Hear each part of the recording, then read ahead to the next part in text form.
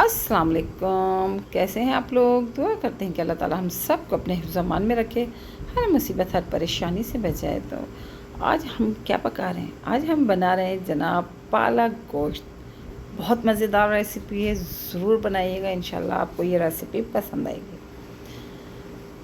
तो यहाँ पर हमने चंद चीज़ें ले ली थी, जिसमें हमने गोश्त ले लिया था, तकरीबन ये हाफ़ केजी से थोड़ा सा ज़्यादा है। ऑनियन हमने ले ली थी, तकरीबन 3 ऑनियन थे हमारे पास, 3 से 4 ले लें आप। मीडियम साइज़ की स्लाइस की तरह से हमने इसको काट लिया था। लहसुन अदरक का पेस्ट था यहाँ पर 1 टेबल स्पून, वो हमने ले लिया था। साबुत गरम मसाला विदाउट ज़ीरा, वो भी हमने इसमें शामिल कर दिया था। एक बड़ी इलायची थी, चंद लौंगे थीं, चंद काली मिर्च थी, एक दालचीनी का टुकड़ा था, वो हमने इसमें शामिल कर दिया। रेड चिली ले लेंगे हम तकरीबन 1 टेबल स्पून। हल्दी ले लेंगे हाफ़ टी स्पून। पिसा हुआ धनिया यहाँ पर हम ले लेंगे तकरीबन 1 टीस्पून के करीब, और सॉल्ट हम यहाँ पर शामिल करेंगे 1 टीस्पून।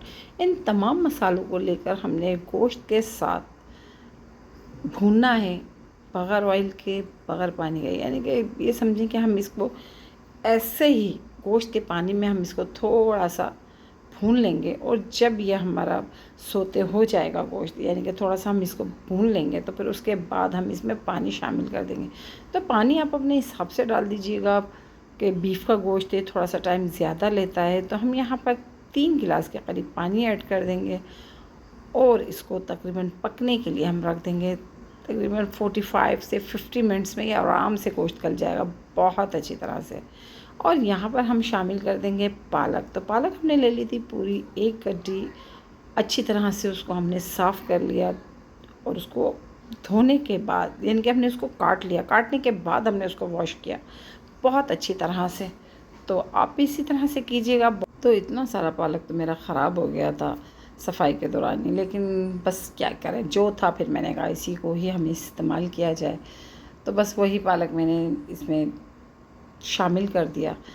तो काट कर रख लें, लेकिन हमें पालक अभी नहीं डालना, पहले इसमें हमें दही डालनी है, और पहले चेक करना है कि हमारा गोश्त गला या नहीं गला। जब हमारा गोश्त गल जाए तो फिर हमने इसमें शामिल कर देंगे ऑयल।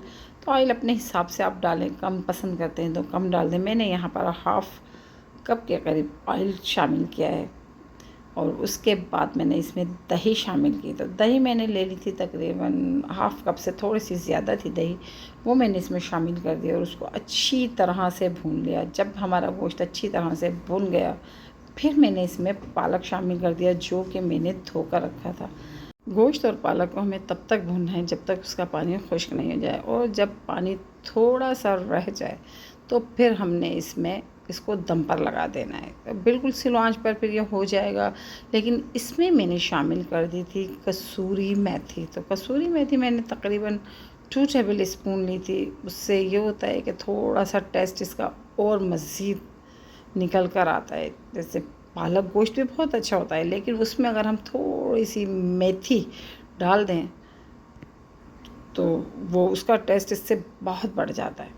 तो मेरे पास फ्रेश नहीं थी, कसूरी मेथी थी, ड्राई थी, तो मैंने वो इसमें शामिल कर दी, और फिर उसको स्लो आंच पर रख दिया। तो तकरीबन ये 10 से 15 मिनट में बहुत आराम के साथ हो जाएगा। और फिर पिसा हुआ धनिया इसमें शामिल कीजिएगा, हरी मिर्ची शामिल कीजिएगा लास्ट में, और 5 मिनट के लिए रख दें, तो आपका मज़ेदार और ज़बरदस्त सा पालक गोश्त तैयार हो जाएगा।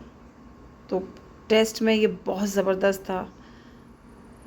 आप पकाएंगे, खाएंगे तो इंशाल्लाह ये आपको बहुत पसंद आएगा। और इस रेसिपी से बनाएंगे तो आप देखिएगा कि आपका गोश्त और पालक कितने आसान तरीके से बनता है, और मज़ेदार भी। तो वीडियो अगर अच्छी लगी है तो लाइक कीजिएगा, शेयर कीजिएगा, सब्सक्राइब कीजिएगा, और अपनी दुआओं में हमें याद रखिएगा। तो इंशाल्लाह मिलते हैं नेक्स्ट वीडियो में। अल्लाह हाफ़िज़।